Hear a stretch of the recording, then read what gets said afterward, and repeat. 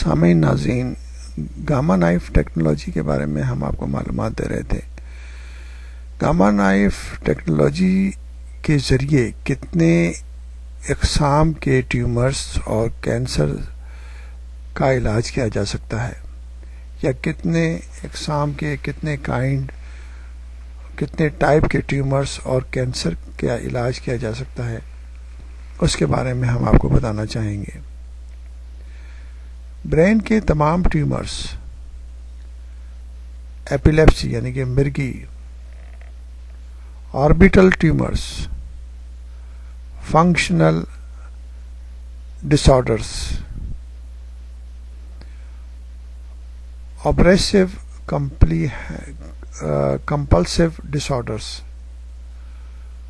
Movement ڈس order,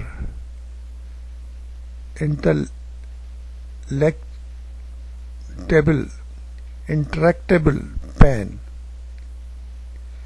brain میٹاسٹیسس،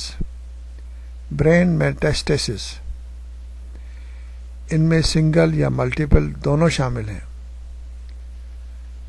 vascular میل formation میں یہ طریقہ علاج کامیاب ہے، جبکہ یہاں X ray, knife, radio surgery کی بھی مشین موجود ہے، جس میں ہول باڈی ٹیومرز کینسر کا علاج بھی کیا جاتا ہے، مثلا اسپائنل، لیور، سر، گردن کے ٹیومرز، بلیڈر، ہڈیوں، چھاتی، جلد، پھیپھڑوں یعنی کہ لنگز اور دیگر جگہوں کے کینسر کو بھی شعاعوں کے ذریعے ختم کیا جاتا ہے۔ جیسا کہ ہم نے آپ کو بتایا کہ یہ کافی تعداد میں ٹیومرز، ہم دوبارہ سے آپ کو بتانا چاہیں گے کہ دماغ کے تمام ٹیومرز، جو بھی دماغ کے اندر یا برین میں ٹیومرز پیدا ہوتے ہیں، ایپیلیپسی، مرگی، آربیٹل ٹیومرز، فنکشنل ڈس آرڈر،